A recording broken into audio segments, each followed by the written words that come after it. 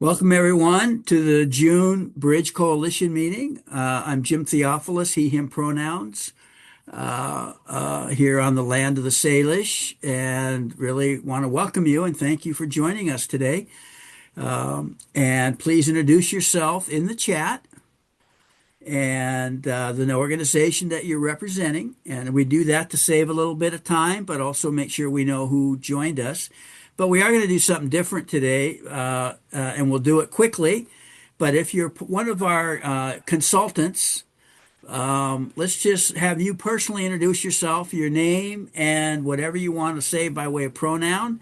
And really, that's it, because we're kind of squeezing this in. But since we have some new members and we also want to honor those who've been with us for a while, every once in a while, I like to make sure they get a little bit of microphone and airtime. So, and I'm going to ask Sierra, would you please start us off?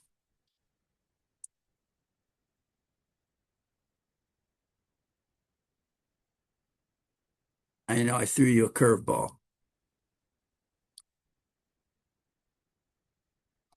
Jim, I'm wondering if she's having internet Oh, there, Sierra, you're muted. That's why. Yeah, Yep.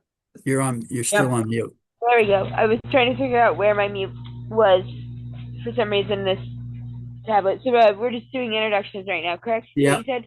All right, cool. So like Jim had just said, hi everyone. My name's Sierra Phillips. I use she, her, or they, them pronouns, and I'm a consultant with North Star Advocates, and have been doing work for everything for now almost coming up on 12 years, I think now. So yeah. Great. Thank And you. yep. MJ? Hello, everyone. My name is MJ Negron, she, her pronouns, and I've been with North Star for almost 4 years, or almost 3 years, excuse me. No? Great. Thank you. Sean, one of our newest members. Hello, my name is Sean Smith, he, him pronouns over here in Benton County in the Tri-Cities area. And I just recently started with North Star Advocates not too long ago. Glad you're here. Elizabeth, I know you put something in the chat, but can you just introduce yourself, please? Yeah, so sorry. My name is Elizabeth Ricker. I am OHY and parent advocate, and I just recently started in North Star. My pronouns are she, her, but I go by her or she, whatever you want to do. And I'm located in Cowlitz. Thank you. Mayana? Hi everyone, my name is Mayana. I use all pronouns with no preferences, and I'm from Ponderay County. And apologies, I typically keep my camera off for internet purposes as well as neurodivergent needs. But I have also been with North Star for quite a while. I don't remember how long. I think it's been near the beginning, but I had a couple breaks in there, so kind of off and on. But yeah, happy to be here. Thank you so much. Did I get everybody? A couple of all things, they're not here because they have jobs. So what can you say? We're happy about that. All right. And please hold my hand, Sarah. Who do I hand it off to now? Yeah, Sierra, you're going to go ahead and read the scope and purpose. Your internet is a little bit choppy, so if you need to paraphrase, go for it. And then after that, it will be Allie, and I'll let Sierra do that introduction.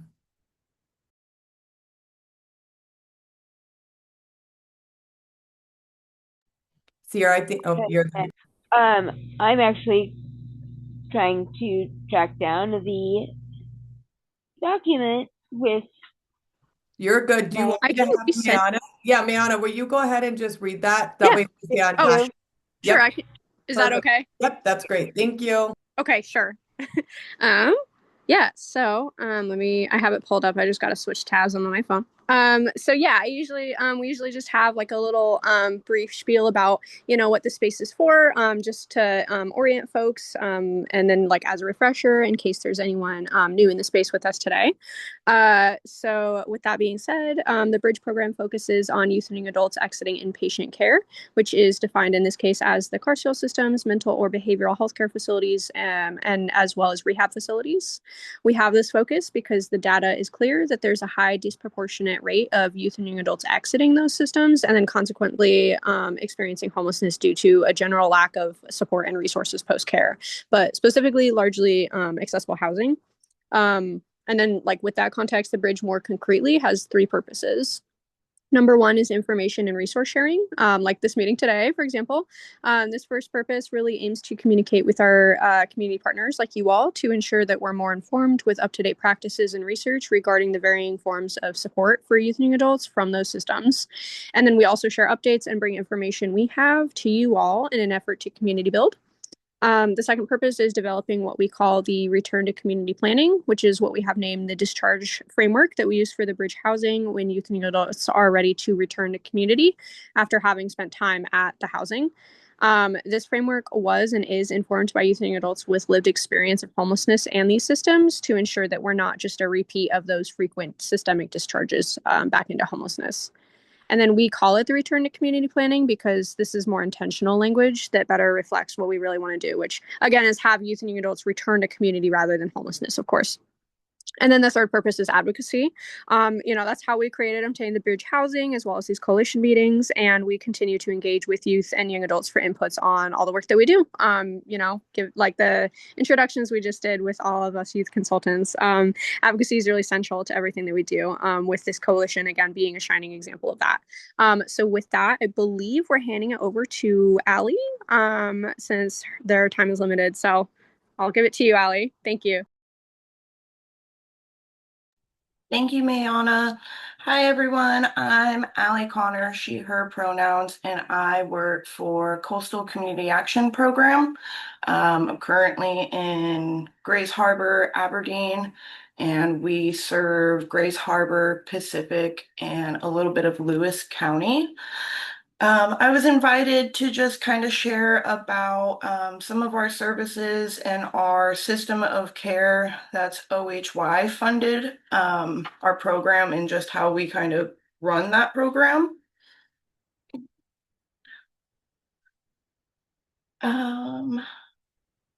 So specifically for our system of care program, so it is for 13 to 24-year-olds. So we use it as rental assistance and then supportive services. The supportive services has been super helpful for those that are under the age of 18, just kind of helping with their housing instability that they might have. Those who are unhoused or at risk of losing their housing or who is eligible for it.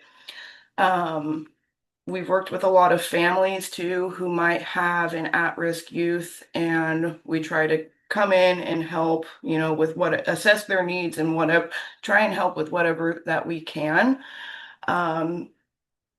The system of care through OHY, the 12 to 24-year-olds that are eligible are anyone who's been in a system. So that's foster care, juvenile detention, adult jail, or exited a OHY shelter. So we provide individual support based on each person's needs. We mainly focus on housing stability and getting to self-sufficiency and making community connections. We've had a lot of referrals that come in, and people who in the community may not be sure if they may qualify for it or not. And we always kind of walk them through the youth or young adult, like what they are needing connections to. So whether they are eligible or not, we always try and help make sure that we can provide something to them. We've been able to use our rental assistance for ongoing housing costs. It's pretty limited to how many we can have, but we've had it for 2 years now. It's been pretty successful keeping people, from exiting to homelessness. We've also helped a lot of people with one-time costs if they're able to find a place and just need help with the move-in cost, or they might need help with back rent to prevent from losing their place. We've been able to help with that. We've helped with transitioning from unstable situations. And our supportive services, it's been great to help people make connections to community resources. We've helped people with employment and education, getting connected to life skills at times. Locally, we're in a rural county here, and then also in Pacific County are both very rural, and so we're limited to what we have access to, but we try and make sure, like I said, we get them the resources that they need. Um, the partnerships that we have made. So currently we have someone that goes into our local juvenile detention center here in Grays Harbor, and we met with the detention center and asked them like what they see as a need inside of the detention center. And one thing that came up with was life skills, and a lot of the folks that go in there just not knowing a lot of basic needs situations. So we go in there once a week, we talk to whoever is in there and kind of get a feel for what's something that would be helpful for them or beneficial for them for when they do exit. We as a group and offer one-on-one while we're in there and just go over, time management skills, employment, cooking, how to get along with the family that you might be living with. And that's been beneficial. We try to make sure that we get connections for when they exit the juvenile detention center. A lot of them here locally they have somewhere to go, but there might be some rocky situations. So we try to mediate the best that we can. That way, like they can have a safe place to stay at. We get a lot of referrals from DCYF, the local county jails here at Coastal Cap. Like we have a reentry team, and they specifically go into our local jails in Lewis County, Pacific, and Aberdeen, and they get referrals for young adults and then normal adults, I guess, and get them connected to someone here, and they work with them and give them one-on-one support. We've worked with our local behavioral health agencies, taken referrals from them, and we just try to build relationships and support successful transitions into the community the best that we can. When someone gets referred to us, we immediately get them set up with a care coordinator if that's what they choose to do.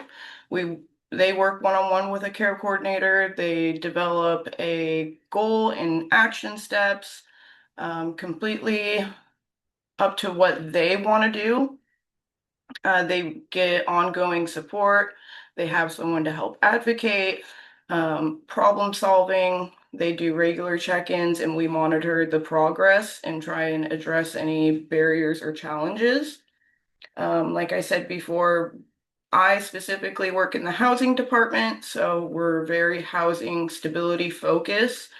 We want them to maintain safe and stable housing and build independent living skills and try and increase their income or access benefits.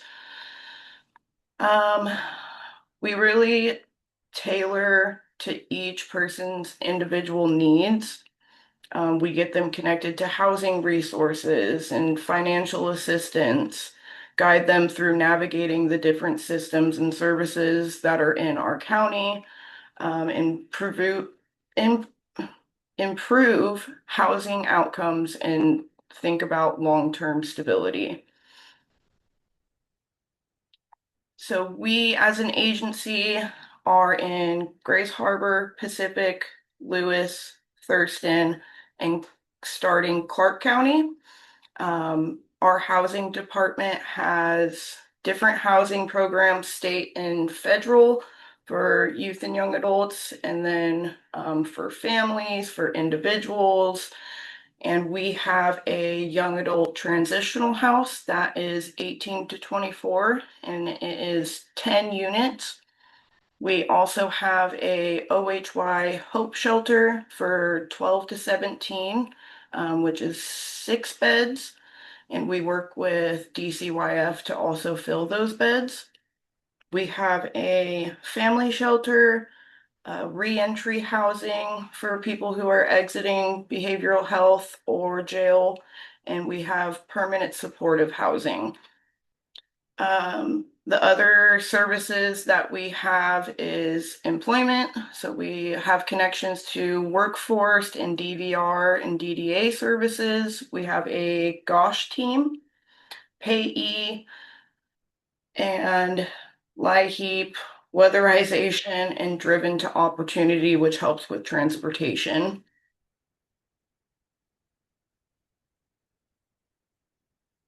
Oops. One way people get connected is I get a lot of referrals personally. I get them through coordinated entry or assess them for coordinated entry and then get them assigned to one of my team members to start working on one-on-one support. We have people go through coordinated entry. That way they can access the other housing pools that they might be eligible for, like CHG programs, HUD programs.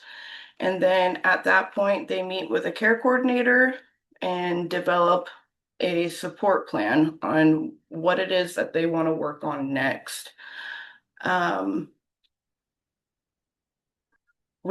It's been a tricky starting services in Lewis County. We do have an office out there, and we've been trying to work on expanding SOC specifically to Lewis County. It's been a little bit hit or miss just because it's a newer area to us still, but we have an open door. And so hopefully soon, like we'll be able to meet some more people that are in that area. Does anyone have any questions? Yeah, I have a couple questions. One I have to do. I'm so grateful to hear that you have hope beds. That was the first legislation I ever wrote, and Oh, that really was the beginning of advocacy around homeless young people back in '99. So I'm really, really glad to hear that you have that contract. So I don't know how much you know about bridge housing, but it's for 18 to 24 who are coming in out of inpatient and they're there like a soft landing, and then they find long-term housing. And we have some awesome staff here from them programs. Can you talk about what you're seeing in your area around minors or young adults? And by the way, I appreciate your differentiation, but probably normal adult is an oxymoron. But I appreciate your distinction from young adult. That was a joke, for I can tell who's paying attention here. Come on, at least Allie laughed. Um, so can you just talk about what you're seeing in your community around young people who have SUD and or mental health issues that go inpatient, and then what kind of support if the bridge housing, if someone said, I want to go live over in that neighborhood.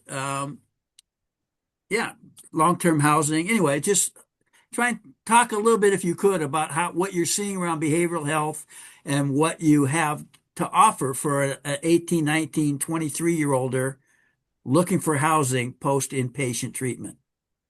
Yeah, absolutely.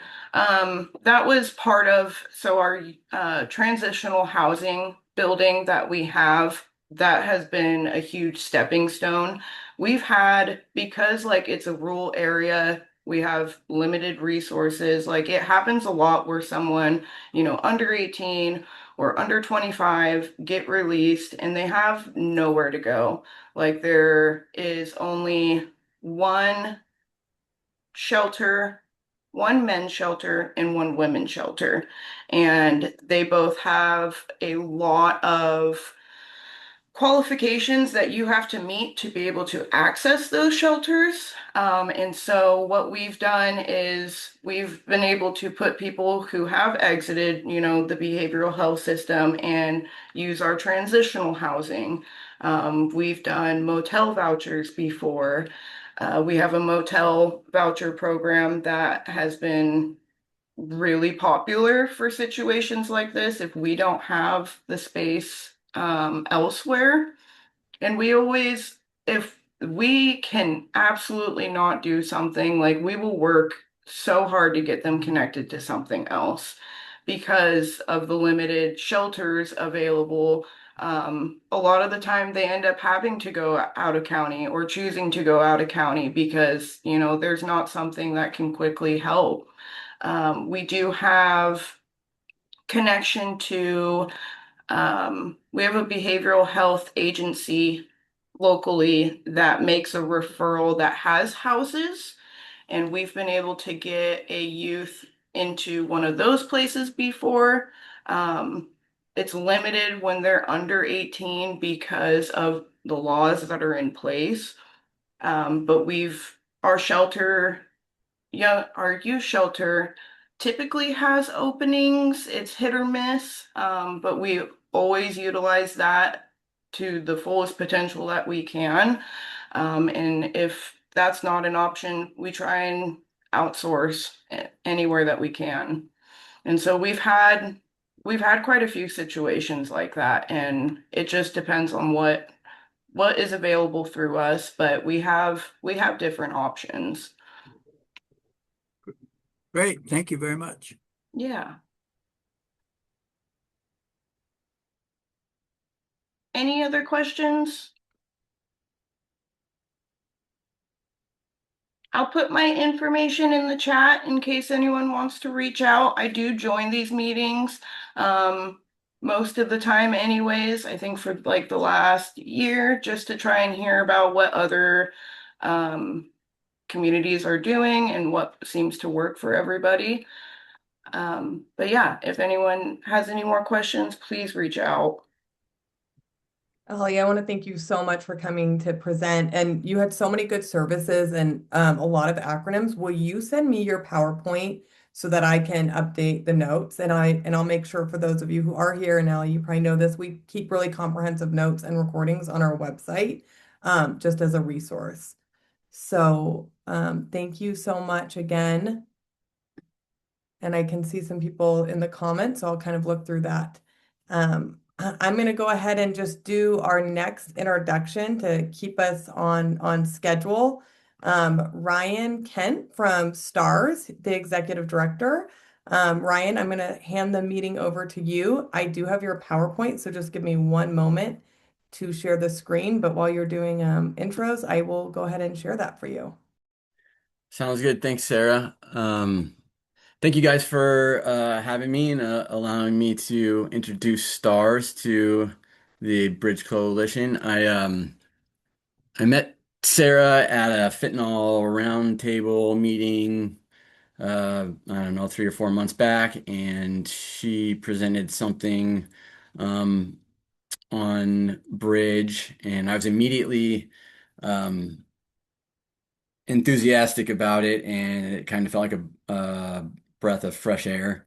Something that I've personally thought has been needed in the Spokane region for a while, and I wasn't fully aware of what all Bridge was doing. And once I became aware, it was something that I was determined to get involved in one way or another. And so This is part of it right now, and I just want to thank you guys for having me. So, I'm the executive director of Spokane Treatment Recovery Services, and I've been in the position for about 3 years now. Um, Sarah, if you want to go to the next slide. Um, so we're a co-occurring facility that provides treatment on a variety of levels of care from sobering on up to outpatient and future plans of transitional housing as well. So um, our objective is to be flexible to community needs. That is something that we've been really focused on over the last 3 years. We purchased the Cali building, formerly the, help me out, Sarah. You still work for him. What was it? You're on mute.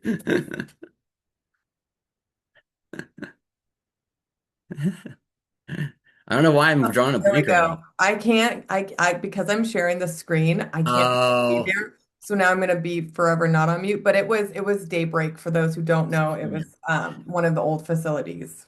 correct. So yeah, it's the old Daybreak building, and that has provided us with the opportunity to have ample space to expand and be flexible for the things that come up uh, throughout the community. Uh, we're currently working on a project. We're getting ready to finish a remodel there and add an additional level of care, co-occurring level of care. So the main objective there is to just make sure that we can provide services for everybody, be as inclusive as possible, um, provide individualized care to each individual. We recognize that treatment is not just A, B, C type deal. Everybody's going to be different. Everyone's going to have different needs. Some people need MAT or medication assisted treatment. Others, may want something like some sort of religious recovery. Whatever the individual feels they need is best for their recovery is what we will help them try to achieve. So we mainly provide services for Medicaid and block grant individuals. However, we will take anybody that is interested in services on a sliding fee schedule. So we really do not deny anybody services if they are seeking them. Next slide, please, Sarah.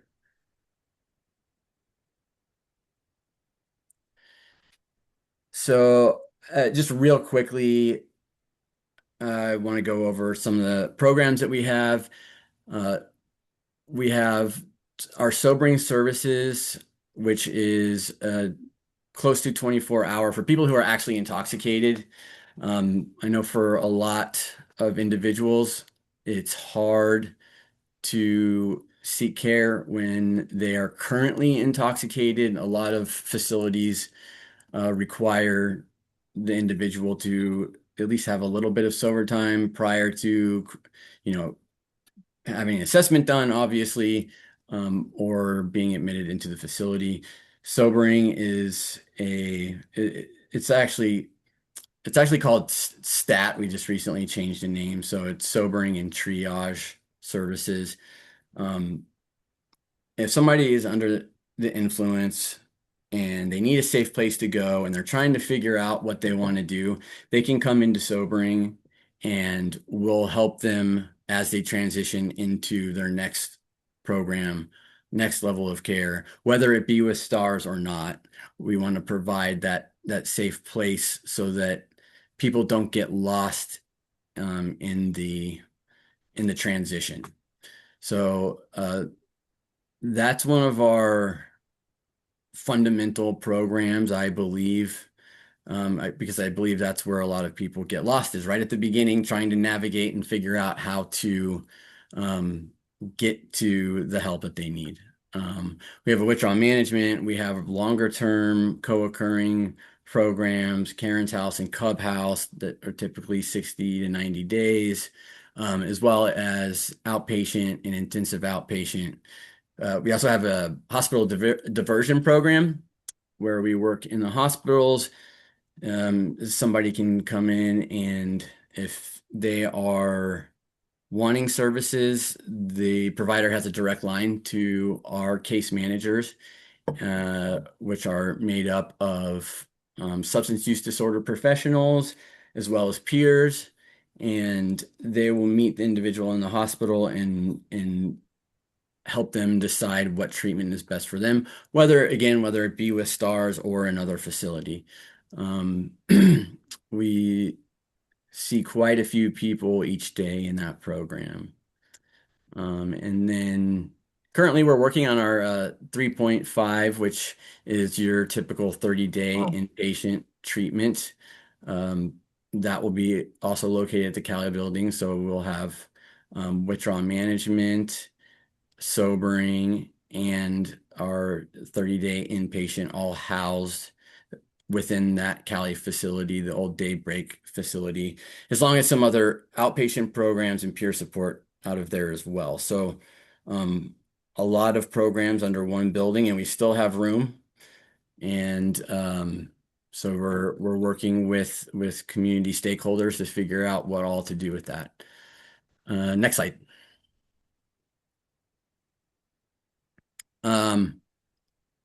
A little bit about me. I have lived experience myself. I started at STARS close to 13 years ago as a sobering tech, working graveyard on the weekends, and did that for a year or so, and became a supervisor of that program, and eventually was able to work in most programs throughout the agency, entry level on up to supervisory type positions, and then administrative positions as well. So one of the things that I believe helps me do my job a little bit better is the fact that I've been not only where our patients have been, but also where our staff has been. It can be tough at times to deal with some of the struggles that individuals come in with as they struggle with their own addiction. And so I really put a priority on staff and making sure that to the best of our ability that they're getting their self-care in, and being able to provide what we can for our employees, given that we're a nonprofit Medicaid primarily agency. So I think one of the things that I think is unique about my particular position is the fact that I am in charge of this agency, but at the same time, I feel that I know it really, really well, and it's more than just a job to me. And therefore, yes, I do want STARS to be successful and to be solvent, but at the same time, I'm really focused on the individuals that need help in the community, and that is just as important as us staying solvent. Again, why I'm presenting today is just I really believe in collaboration and the importance of collaboration, both now and especially in the future, as things get tougher and tougher to fund, in my opinion. Next slide. Um, so I want to talk a little bit about what we're seeing, and I don't know if it's the same for every agency, but I'm assuming that some of them are. Um, Actually, just yesterday, I found out that our um, health insurance premiums are going to increase again by another 40%. Um, the prior 2 years were 25 and 28%. So at this rate, if things continue to go up in that manner, and it's not just health insurance, it's also liability insurance as well as medical provider insurance. Um, they have just they haven't stopped. They've gone up and up and up for, I want to say, the last at least 4 years.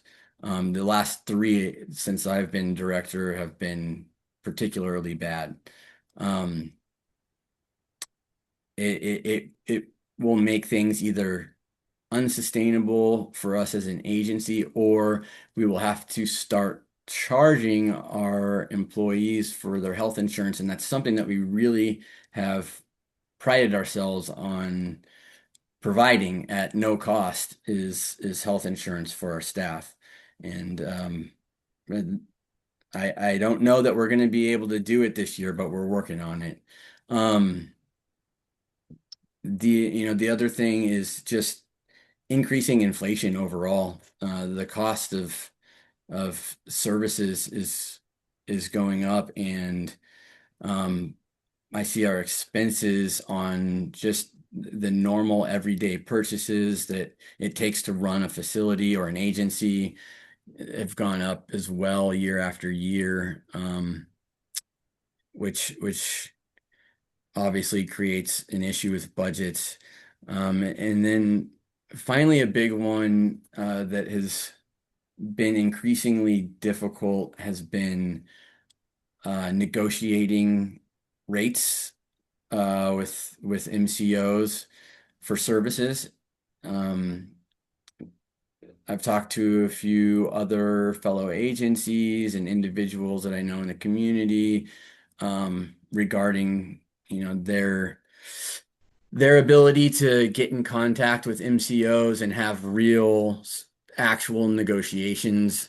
And it seems to be a pretty normal occurrence with the people that I talk to, that it's harder than it used to be, to say the least, to have a discussion with the MCOs regarding either adding a carve out for a new service on a contract, or you know um, asking for an increase in particular rates due to adding supplements to a service that we already have, even, for example, peer support, to our programs. Some of our contracts are set up as a roll up. So we're offering peer support in a lot of our programs. However, the rate at which we are getting reimbursed for is the rate that we came up with 3 years ago without peer services. So attempts to try to get compensated for that so far have been extremely difficult. Emails are tough to get responses to, and it can be a little frustrating, and it's something that I feel like could definitely be fixed in the system, and I would like to try to be a part of the solution, and try to figure out how to make the 5-payer system work a little bit better. Next slide.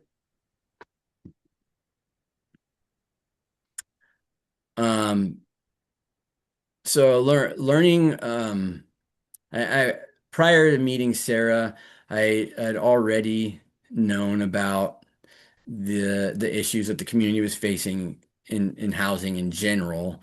Our our counselors have had a very difficult time over the years getting our patients, especially our patients that are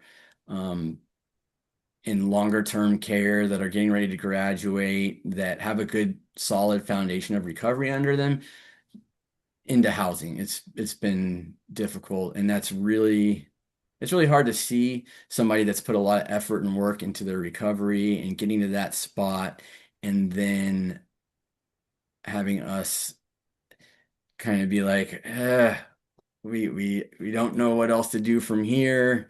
Keep up the good work. You just don't ever want to do that.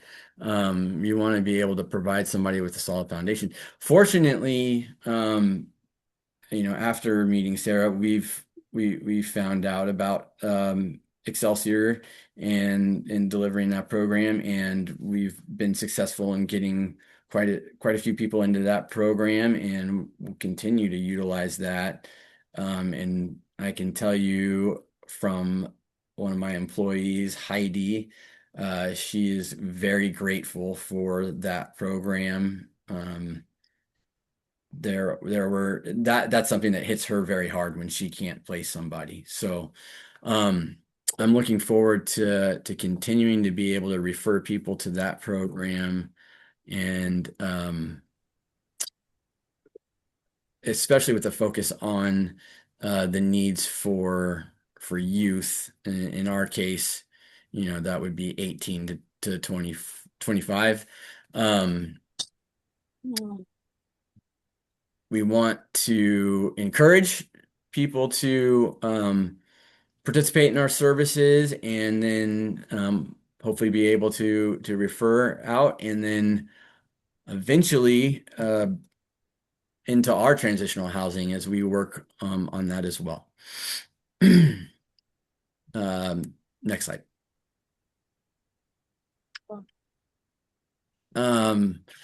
So I also wanted to talk about the additional programs that we have coming along the way. I mentioned the 3.5 level of care, which is your typical 30-day inpatient. We also have added peer support to a couple of our programs. However, we're also going to be providing an entire or separate peer program that we're developing right now that will be a part of our CAR 50. I don't know if anyone is familiar with our CAR 50. We contract with the city of Spokane through the fire department. We're on fire radio and known as CAR 50. And we provide transportation to anybody that is intoxicated, under the influence, and needs a ride to a safe place in general, and or to treatment. Our goal is to have each shift be staffed with peer support. So peer support can ride along with CAR 50, and we'd have a driver and peer support. And then that way, as we pick up individuals and take them to different places, we will have that service intact and that need there when it's needed. So I'm really looking forward to that. Because we purchased the Cali building, it gives us more flexibility with our other locations. Currently, our 3rd Avenue location, it's just administration, and it's a huge building. And so one of my plans is to sell that facility and purchase something that looks good for transitional housing, in which my vision is to be able to provide services while in housing. So, for example, if somebody went from our longer term care from Karen's house into our transitional housing, they can also be in outpatient or intensive outpatient while in the program, and then also involved with peer support as well. Um, long-term goal, I really want STARS to be a place that can have a continuum of care that literally is um, intoxicated or under the influence, drunk or high, all the way to housed. And that can be up to, at that point, 3, 4 years that an individual is with us. Um, I think that's important because we see a lot of fall off in between levels of care. People will go to withdrawal management and they'll be assessed and they'll have a bed date somewhere, but it'll be, 4 days from then. And the MCOs have not approved the individual to stay in withdrawal management long enough to make it to that bed date. And it ends up we end up keeping them in most cases in that particular case, but you know, not having to lose people in those transitions is extremely important to stars, and having this continuum of care, I believe, really helps with that. And is my ultimate long-term goal. Next slide. Um, Please, I'm open to any questions, comments. That's where I do best. I'm not the my favorite thing isn't giving a PowerPoint presentation. It's more just having a conversation. So if you have any questions, please feel free to ask. Oh, I did want to add that this past year, we served a total of 4,122 individuals. And that's not including the patients that we met at the hospital and referred out to other services outside of STARS, which would be quite a bit.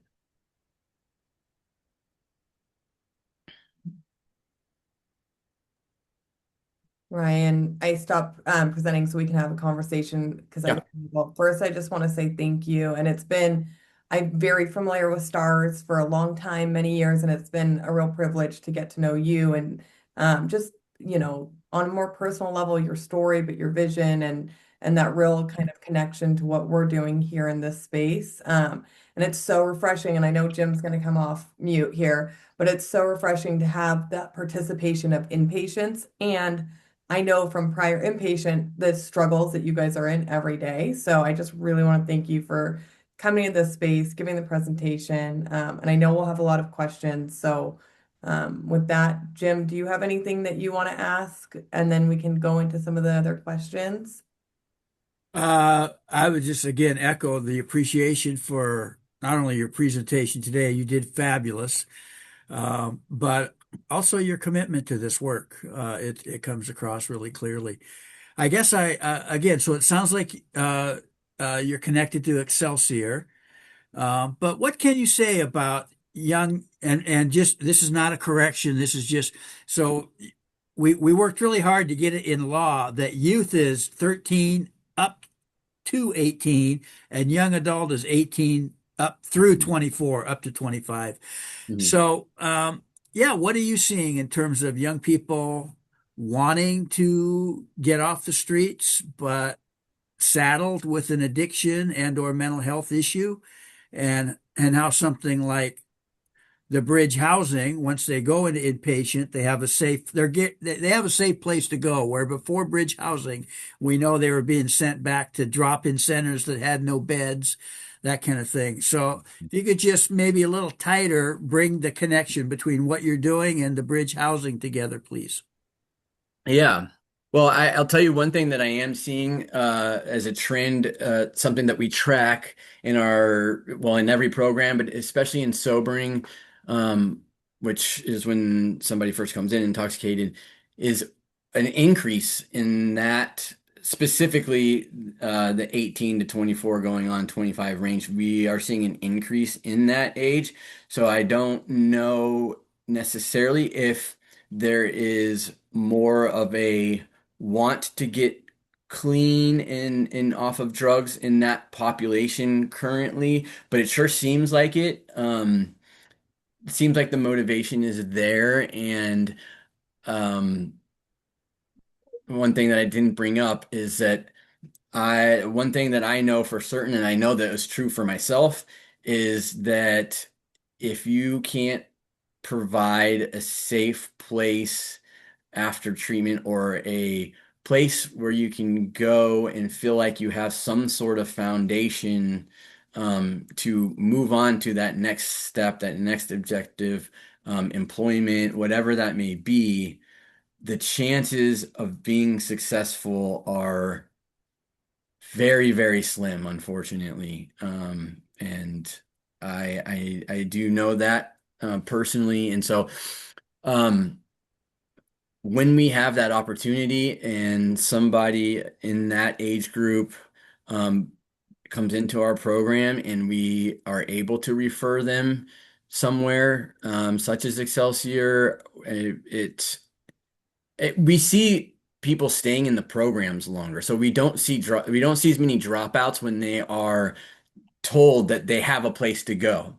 They get that hope, and it keeps, even if they're having a difficult time in recovery and in our programs, the hope of having a place to go afterwards will keep them committed. I think that in providing more of this, we will see um, less dropout rates, and more completions in programs, um, for that very reason. I do know there were some questions in the chat about under 18. And do you provide services to under 18? Do you have plans? What's the deal with the under 18 population? I would absolutely love to be able to provide it. We provided it in the past, along with Sarah, with Daybreak. Daybreak would send their individuals over to our withdrawal management, and we would provide that service for them with Daybreak. And at some point, unfortunately, it became unsustainable. The demands in terms of staffing and credentialing from obviously the Department of Health, and um, being able to deliver services is just something that really, unfortunately, Stars has not been able to get back into yet, but it is something that is always on the table, always on the table. If we can find the right funding source, the right grant, the right whatever it may be that makes me believe that we can do it. I mean, it's not a question. We'll do it. We have the space to be able to do it. I just I just want to be able to provide something that's going to be sustainable. The last thing I also want to do is provide a program that is great, that helps out, and then 2 years later shuts down. That also is no fun. So, um, we do obviously provide services for individuals 18 and older. And like I said, we have seen an increase in that population. Great. Thank you, Elizabeth. I hope I answered that question because I saw it in the chat about the 18 and under. And then if anybody has any questions, I'll stop talking and want to open it up to the group. Yeah, MJ, go ahead. Hello, everyone. MJ again. And one of my questions was, do people who are in detoxing choose where to go next? Could you say that one more time? Yeah, do people that are detoxing, do they get to choose, like, what program they're gonna be involved with next? Like, yeah, and see, like, throughout the whole process, do they get to choose what the next step is? I mean, because we serve Medicaid patients, and the managed care organizations do have a say based on assessments.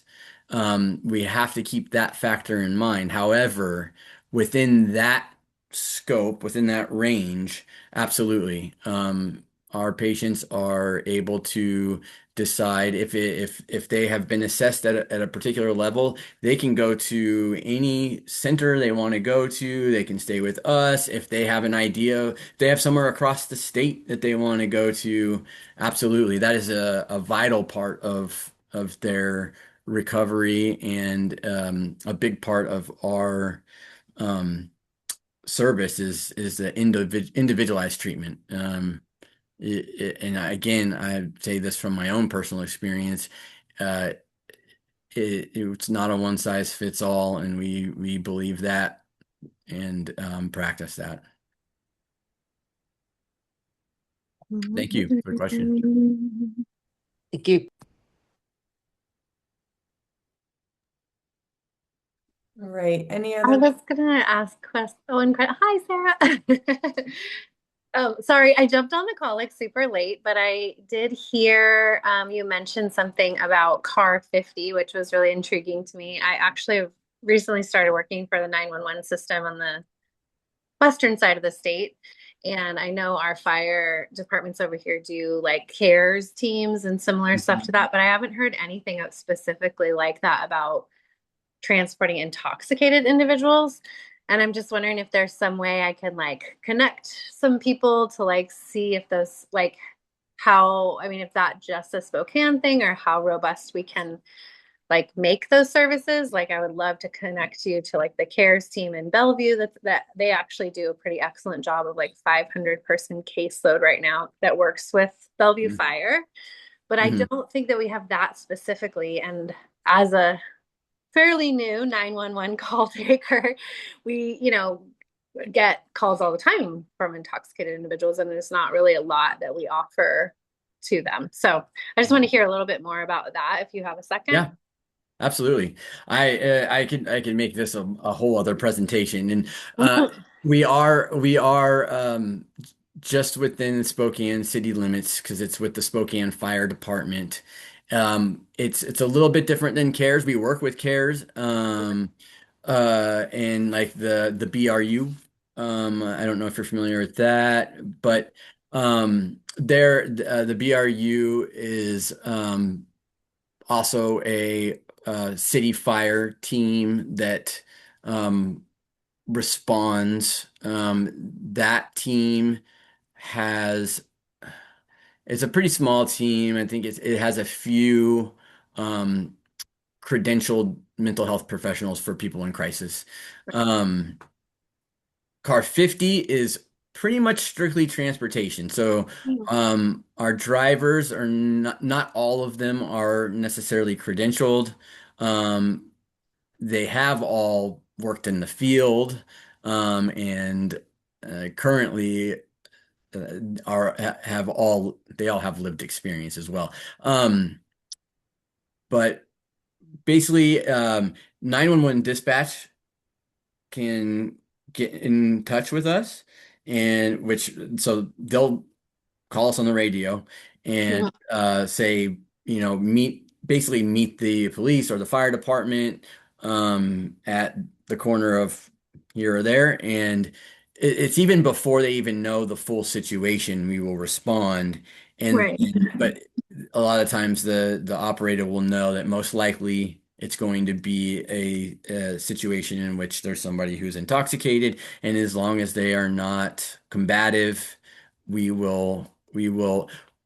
try to lean to like getting them into services, but it's not really focused on that per se. It's Yeah. really focused on just getting them to a safe place. If they have the desire to get treatment, by all means, we will get them into treatment.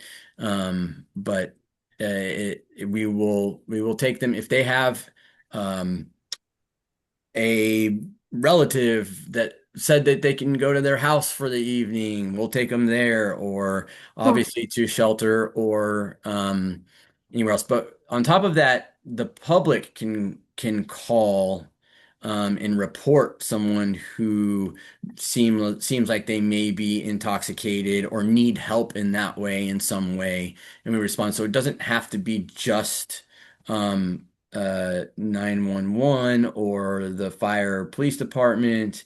It can be the public, merchants downtown, well, anybody. So it's a little bit, it's nuanced. We've been around doing that for, I think, close to 30 years now. Oh my gosh. Wow. Yeah, it's just I've gone on I've kind of gone on the promotional circle quite a few times, and it gets, and then we get a lot more, I guess you could say we provide a lot more services for a while, and then it dies out, and then I have to go and redo it, and then it kind of goes back and forth along with the fire department and our contracts as well. And it's never been a program that's been in the black. It's always ran in the red, but it's a very big part of STARS in our mission and what we do. So Cool. we make it work. Yeah. Thank you. And Katie, I'll connect the two of you to talk more about maybe connecting, talking to other people as well. More than happy to. Cool. All right. Any other questions for Ryan? All right. With that, I want to just again thank you and Allie for your presentations and your participation. And we'll see you guys both soon. And I'll make some of those connections, Ryan. And with that, I'm going to actually hand the meeting to MJ. Who will then be doing our introductions. Yes, hello everyone. I'm introducing today Noelle through Friends of Youth to kind of give us an update of what's been happening. Thank you, MJ. Yes, my name is Noelle Sinsun, she, her, or your pronouns, and I am with Friends of Youth. I will be presenting just a brief update on Friends of Youth Bridgepoint program, and we'll be sharing some updates in regards to what we've been up to in the last month. So since our last meeting, we have seen a significant increase in referrals, many young adults scheduling to complete inpatient treatment and transitioning into bridge programming in early July. So we're anticipating that we will have quite the influx of intakes here in the next week or so. And we would also like to just give a shout out to our amazing inpatient partners, specifically CMAR and Smoky Point. They've been really, really amazing about just continuing collaboration efforts with us and just really, really being intentional about creating a smoother transition and stronger continuity of care, which has really made a big difference in just the transition from inpatient to Bridgepoint and allowing us to really make that connection before the actual intake takes place. As we all know, summer has officially kicked off. So here in Seattle, we're enjoying the sunshine, and we also have really, really been on a learning curve of that. We're excited to explore new ways to keep the young adults engaged, active, and connected. For some of them, that meant end of the school year or end of their college courses. So really, really being intentional about researching local events, outdoor activities, any volunteer opportunities, workshops and summer programs that can also help really strengthen and build independent skills, as well as living skills, any job workshops that are out there to strengthen their resumes, and just really have a really meaningful summer with meaningful experiences. Some of the feedback that we've gotten, right, is that, hey, I'm bored. What can I do? Or what can I work on? So with that boredom, we took it as, hey, let's take that and let's see what we can focus on and co-collaborate just fun and productive ways to fill their free time that will support the recovery as well as encouraging and help them grow towards pursuing employment opportunities, internships, and really focusing on the next steps as far as their educational goals as well. Again, and just really putting to use some of that flexible funding that has become imperative, not just for the rent assistance, but also to provide accessibility to these types of camps and job opportunities and internship opportunities to really make transportation accessible, activity fees and other opportunities to just really get our young adults out there, to maintain them engaged and just really build those skills and confidence needed for that long-term success. I'm a fan of just giving shout outs of, we have a really good success story at the moment. One of our young adults who just is continuing to demonstrate exceptional commitment to her recovery journey, has been really on track with their community return to community plan. She's actively seeking positive ways to stay engaged, build healthy routines, took on some cooking within the house themselves, and kind of really, really a great experience to watch them kind of take other young adults under their wing and just say, hey, let's cook something. And taking the, I don't really know how to make that, to come on, I'll teach you, and just really seeing that community build and those kind of lean on each other relationships that has really, really helped strengthen the community and the culture that we're trying to build. Um, as I mentioned, we've seen a really, really big increase on referrals. And that goes to give also a shout out to our amazing, amazing MCO partners over the past month. We've really had an increase in responsiveness and collaboration, contributing significantly to the client successes. So just want to give them a huge, huge shout out because it does take a lot to stay in touch with everybody and have all the moving pieces. And it takes a community to just really, really make these transitions as smooth as possible and have that continuity of care. Um, Other than that, we have been kind of soothsaying. We've had some successes in the past month of a couple of our young adults leaving us for bigger and better things, finding housing opportunities, and just continuing to work on, getting them into job opportunities, getting the day-to-day documentation set to really set them up for success in the long run. So excited to see what the next month has for us, and hopefully we'll see those referrals come into play and have that census increase.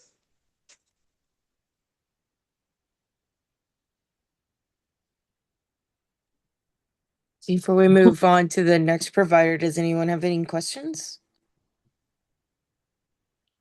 As a business owner that is expanding over into the King County areas, is there ways that like I can connect with giving out opportunities to those to be able to possibly have a position to help build their resumes up? Absolutely. Sean, if you just want to send your email or drop your email, I can connect with you and send you contact information directly of how we can connect. But yes, absolutely. If anybody has any resources or hey, I have an opportunity, feel free to send them our way because we're always looking for opportunities to connect and just build that community, even if it's not with the current young adults that we have in our care. It's something to always keep in mind for future or long term if there's something ever that changes in their goal planning. So thank you for sharing that. And yeah, I'm happy to connect with you and give you some more information. Thank you. I'll definitely drop my email right now. If you can reach out to me, I'll send you some information. Absolutely. Thank you, sir.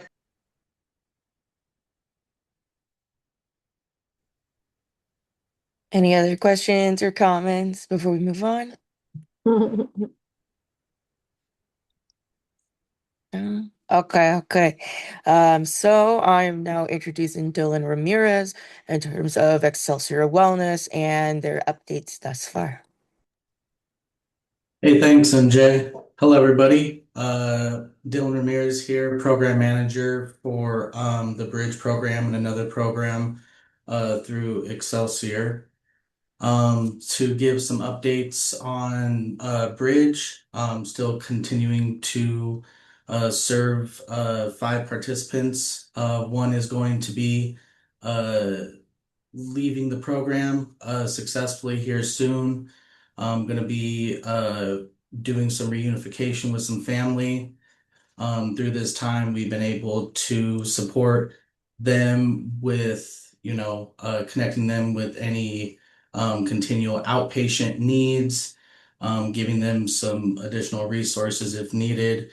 Because we find as soon as individuals come into the Bridge program, we always try to connect them immediately with any any of the needs. So with from primary care through med management all the way through some community resources with different dentist offices that take their insurances. So we've been really working towards that a lot. We also welcomed a new participant, a young adult recently And through just the week of them being at Bridge, they were able to graduate. They're able to graduate, and then now are really working on their return to community plan to focus on securing some stable housing and identifying some next steps to move forward towards independence. Of the participants that are currently enrolled, we have two that are employed, continuing to make great progress towards their individual goals. We have maintained our partnerships with the InReach program here in Spokane, who we're collaborating with to connect the young adults through the Bridge program with them to try and secure long-term housing supports. We have also continued, working with other providers and community partners here in Spokane to continue to maintain and gather more referrals. Ryan, since you are on the call, really big shout outs. Great to meet you. I'm gonna drop my email in the chat, and I would really like to connect one-on-one, just be able to talk some more. Because just as you were saying, just being able to get some of the referrals even from you guys as well has been great. Really happy that we're able to work with the individuals and provide them that support.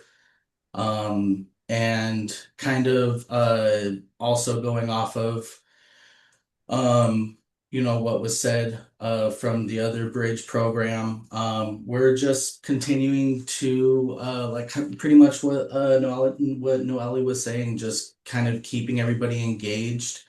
So with that, been reaching out to WorkSource is another place here in Spokane, Washington that provides job opportunities, being able to go to different job fairs as well.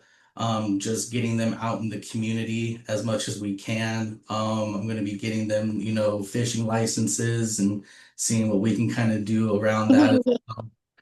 Just be able to keep them, engaged and seeing the good that we have in Spokane in the community. Because unfortunately, as I know personally, there's a lot of things that can, go both ways in the city. So want to show everybody that we support kind of, the good parts of it and what it really can have to offer as we just move forward in continuing to support them in their return community packets and just whatever spaces they want to navigate their next steps in. And so, yeah, with that, that's my update. As always, any questions or comments, I'm always welcome to. Thank you.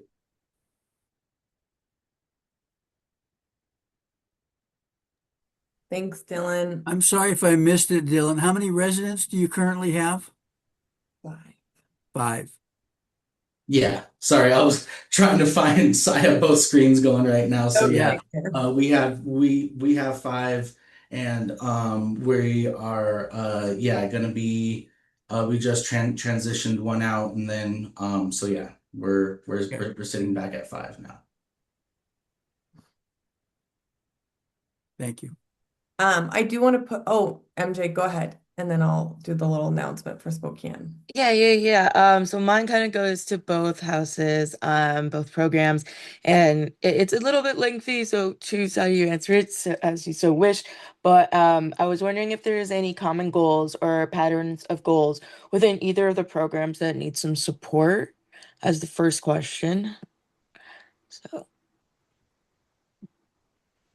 I'll go ahead and take that one first. I think that the patterns of support that we're trying to continue to navigate is really identifying, being able to secure solid housing supports. So that's why we're always looking through different organizations and places that we're able to connect our young adults to.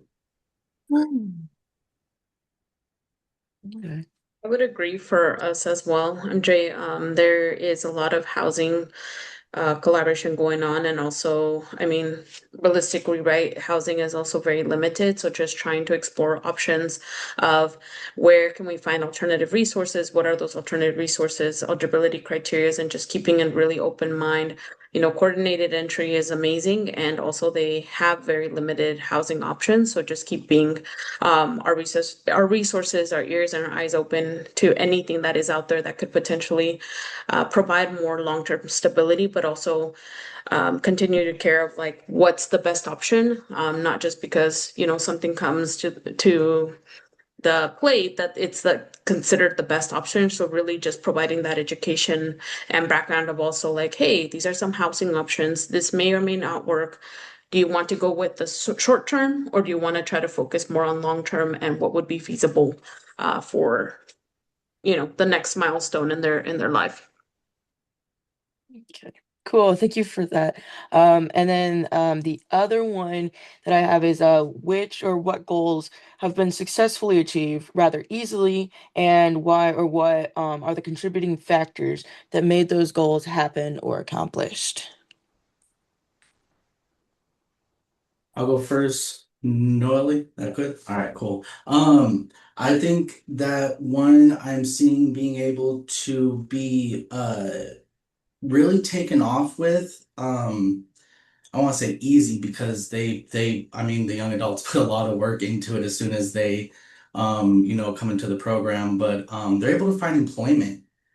And I think that's going into, first off, the work that they're doing to really put into it, but also just to my staff as well, just always being there and consistent and helping them with resume building and yeah, big once again, a big shout out just to WorkSource as well, another organization here in Spokane.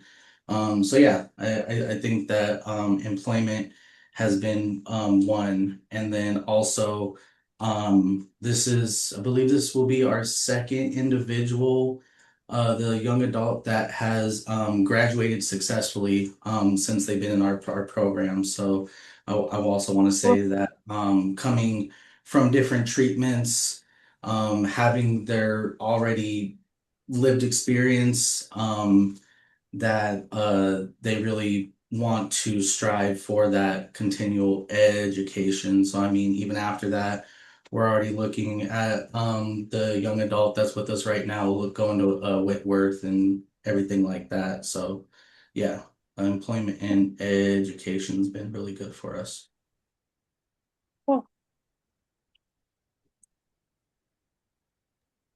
Yeah, I think for us, employment has come a little bit more tricky. A lot of the times what we're experiencing is when we are getting the young adults at intake, a lot of the basic documentation that can be needed for housing and employment is missing. So we've really creating good relationships with like the social security office, getting started on what is needed so we can take that next step. I think a huge success for us, or something that we are very proud of, is having a lot of former clients call back and willing to share their stories to kind of like use the motivation of, hey, this is a really good program. If you do what you need to say, I know that it could be a little bit annoying of like, do this, do that. But really just having that firsthand experience and sharing the willingness to share their experiences of what Bridge program is intended to do, and just the importance of like really using their time wisely, has been really, really helpful. And sometimes that motivating factor when people are feeling a little bit unmotivated, or they're having a hard day, just kind of like that mentorship of like a big brother. I've been there, done that, I know it's not easy, and just stick to the plan and you'll be fine. So that's been really, really helpful, as well as housing. We have been really, really successful with housing opportunities and just getting people in and just finding the freedom of choice of, hey, these are your options. What do we want to pursue? And let's get you there. there. So that's been really important.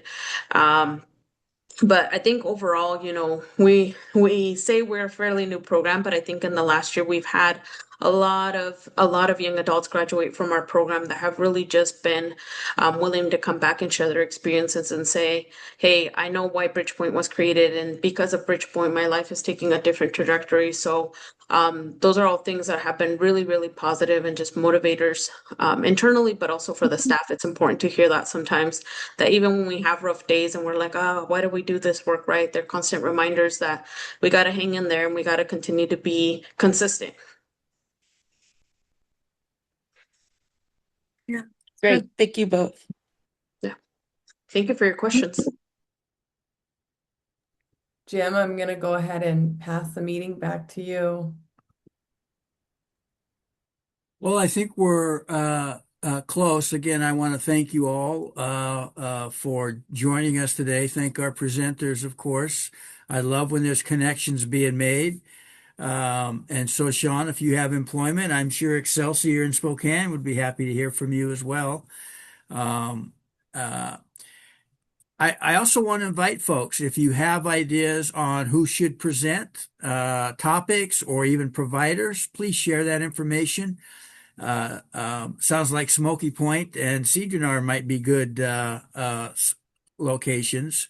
Really, especially the inpatient providers. We still want to get them connected and really understand what the Bridge program is about, the philosophy and the concept. I still hear stories of, well, we didn't know about it, or we didn't know they were eligible, and so we discharged them to an emergency shelter.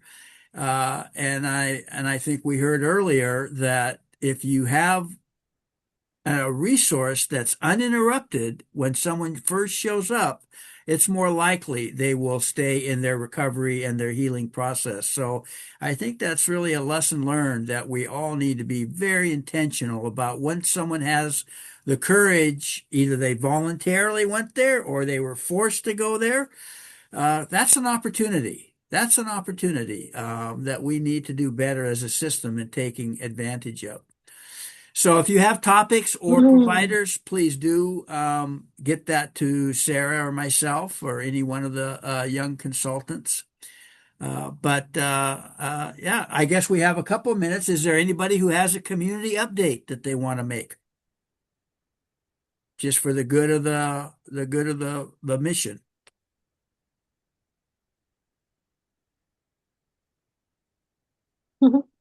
Okay. Well, thank you again for joining us. Thank you to Sarah and the team, and I hope you all have a good month. We'll see you next month. Thank you. Bye, Thank you for having me. Appreciate it. Thank you.